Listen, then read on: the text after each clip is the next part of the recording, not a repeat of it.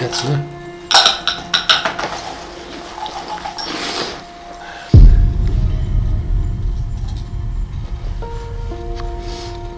Ma cos'è? Tipo una collanina? Sì, sembra una... sì. Però questa è una croce. Una croce? Cioè, questa qua sembra anche una croce. Sì. Beh, pazienza. Dopo c'ho la mucchina nello zaino, Sì. dai. Sembra bruciato.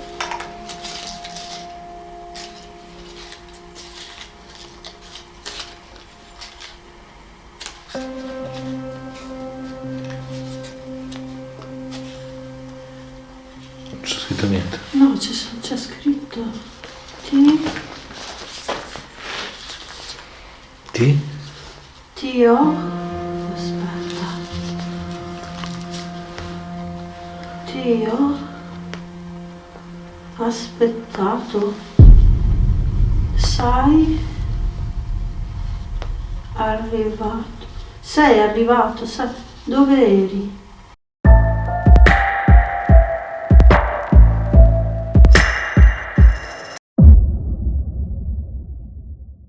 Ciao amici, benvenuti sul canale, benvenuti nel video del doppio ispezione. Lara mi ha detto di cosa dobbiamo parlare. Volevo dirgli di pizza e fichi. Volevo fare un po' il riassunto della situazione prima di iniziare. Esatto. E insomma, è stata un'indagine tosta, ragazzi, è stata un'indagine tosta. Siamo andati lì con le solite aspettative o non aspettative. Insomma. Esatto. Il posto è di sicuro di enorme valore artistico, patrimoniale e quanto se ne possa dire di meglio, perché il posto era splendido. È meraviglioso. Esatto, meraviglioso. Forse è la villa più bella che ho visto, lasciando stare Villa dei Vecchi, che in qualche modo mi è rimasta nel cuore. Sì, un po' gli assomiglia anche vista l'estetica, i muri rossi, eccetera, però insomma effettivamente è una villa che ha molta storia, no? Vi ricordiamo, per partire dalla fine, che volle Dodi El-Fayed acquistarla a suo tempo per Lady Di, per cui insomma poi però prima è stato anche una sede dei tedeschi, degli americani in tempo di guerra, poi l'uomo più ricco del mondo d'Italia ne fu proprietario, insomma chi ne ha più ne metta, come si suol dire. Siamo andati lì per fare un'indagine, un'ispezione, e senza pretendere chissà cosa a livello di risposte. In effetti il K2 non si è mosso di una virgola, proprio zero per oltre le 2 ore che siamo stati lì. Ovviamente il video dura meno, ma capite bene che come sempre stiamo lì tante ore per farvi vedere poi un documento che ne dura meno, perché sarebbe perfettamente inutile. Sì, non ha senso farmi vedere vedere Lara che soffia il naso o io quello che fuma esatto. O che aspetta un attimo che guardo se ce l'ho nello zaino, cioè queste cose qui non ha senso. Però ecco, tra tutti i rumori che abbiamo sentito, che sono stati anche abbastanza, il Tascam non ha registrato niente. L'abbiamo lasciato lì all'ingresso, avete visto, entrando sulla destra, ma non ha registrato. I rumori strutturali che abbiamo anche registrato con la videocamera si sono sentiti, quel botto all'inizio che ci ha fatto veramente spaventare, un mattone. Mamma mia, io pensavo di averlo ripreso, ragazzi, invece non l'ho ripreso perché avevo la videocamera spostata sulla sinistra, però il botto è stato forte. Il davanti è sul davanti che è successo il patatrack, insomma, però non l'ho ripreso. Però se sentito, l'avete sentito, io l'ho messo in replay non per un discorso di tipo paranormale, ma perché per documentare ciò che abbiamo detto, insomma, anche perché quella casa io penso che fra 5-6 anni non la troveremo più, assolutamente, perché versa in condizioni disastrose. Mamma mia, ed è meravigliosa, solo a partire dal parco in cui è immersa. Mamma mia, cioè veramente, se potessi avere 1.000 lire al mese una volta, veramente io lì ci abiterei. Quella forse sarebbe la mia villa, la mia residenza estiva. Pretende poco, insomma. Allora, una cosa che non so se l'ho detto all'inizio del video, ma mi è successa veramente quando sono entrata, mi è venuto il magone. Sì, l'hai detto. Mi sono emozionata, cioè i dipinti che c'erano, le decorazioni delle pareti, queste colonne di marmo, ma al di là delle decorazioni in sé, non lo so, mi ha trasmesso qualcosa quella casa. È bella, cioè se veramente, se potessi averne le possibilità la ristrutturerei, ci andrei ad abitare. È come se mi avessi chiamato in qualche modo. Sì, è molto bella, veramente. Però purtroppo non ho le possibilità. No, a parte che poi io penso che anche un Dodi Al-Fayed della situazione avrebbe dovuto, ma ci vorranno miliardi su miliardi per poterla rimettere in sesto. Non avrebbe fatto fatica di sicuro. Però tutto il nocciolo della questione, ragazzi, dove si arriva? Si arriva a una follia di Lara, perché Lara ormai la conoscete da tanto tempo, è una persona dove, ecco, volevo aspettare 2 secondi. Ok. Oh, vabbè. È una persona che comunque è molto sensata, al contrario mio che magari vado anche a fare cose strane. Sei sicuro? Però poi arriva fuori con queste sorprese, adesso l'abbiamo ripulito, questo feticcio che abbiamo trovato giù nelle cantine, e onestamente non sappiamo cosa voglia dire ciò che è stato trovato dentro. Una volta pulito l'abbiamo messo sul tavolo, l'abbiamo guardato, girato, rigirato, insomma, però non si riesce a capire questa lettera, cioè questo fogliettino. Un bigliettino, esatto, un bigliettino che bruciacchiato, sbruciacchiato, con questa frase: ti ho aspettato, sei arrivato, dove eri, una roba del genere, se mi ricordo. Magari inquadriamolo vicino, esatto. Ecco, adesso non so se lo metto a fuoco. Dentro contiene, l'avete visto anche voi, una piccola stellina gialla fatta di carta, un anellino, un cerchiolino, che sembrano essere riprodotti sul biglietto stesso, e nel biglietto ci sono anche dei numeri, ma purtroppo si legge solo un 12, è come se fosse una data. Avete presente il 12, poi spostato il mese, poi l'anno, ecco, per dire. Sì. Però cioè, oltre al 12 non si va, perché il secondo numero si vede solo un pezzetto ma non si capisce cos'è, e il terzo è quasi inesistente. Esatto. E poi il braccialetto, penso sia un braccialetto di cordino con una croce, esatto, fatta di filo di ferro, filo di ferro. E quindi ecco, una volta trovata questa cosa e deciso di riportarla poi a casa, di portarla a casa, riappoggio. La riappoggiamo, non si sa mai, e una volta deciso di portarla a casa, poi anche in luogo di indagine avevamo detto, abbiamo fatto il libro rosso, anche se rosso non era, perché non lo facciamo anche a casa? Sì, mi ha preso sta cosa. Cosa, era un po' che volevi farlo il libro rosso. A me allora, come ho detto in indagine, io e noi non siamo per i rituali, no. Ma tra tutti quelli che il libro rosso, non so perché mi prende in qualche modo, forse perché non lo riesci ad influenzare, forse, no. Cioè nel senso è una sorta di ghost box scritta manuale, ecco. Sì, infatti la ghost box, ragazzi, come l'abbiamo detto 1000 volte, addirittura qualcuno nel ultimo video che abbiamo messo in onda c'è scritto: bellissimo posto, necessita una ghost box.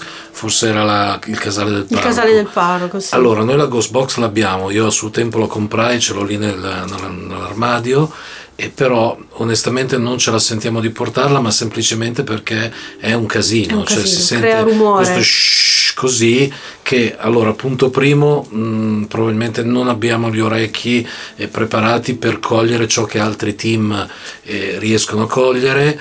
E altra cosa, e secondo me questa è la più importante, nel momento in cui si va in una villa, in un ospedale, in un manicomio, dovunque, si ha sempre il timore che qualcuno possa essere lì. Ecco, se noi andiamo a palesarci in questo modo mediante questi suoni, questi rumori, perché veramente, ovviamente questo qualcuno ci sgama subito. Si accorge che c'è qualcun altro. Per cui non è neanche così funzionale come ipotesi, insomma. Il libro rosso è una Ghostbox muta, nel senso che non fa silenziosa, casino, però ha un qualche cosa che ha delle similitudini, ossia è un vocabolario di parole che vengono scelte a caso. Esatto. Che vengono scelte a caso. Tecnicamente bisognerebbe chiudere gli occhi e puntare il dito. Io è quello che facevo, perlomeno in indagine tenevo la testa in alto e puntavo a caso.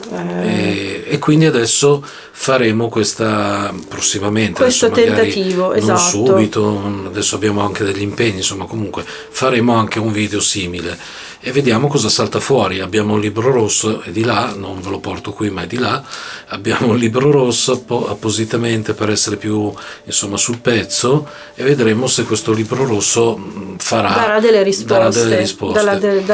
risposte. Oltretutto, ripeto, mi ha preso sta cosa che mi piacerebbe provare.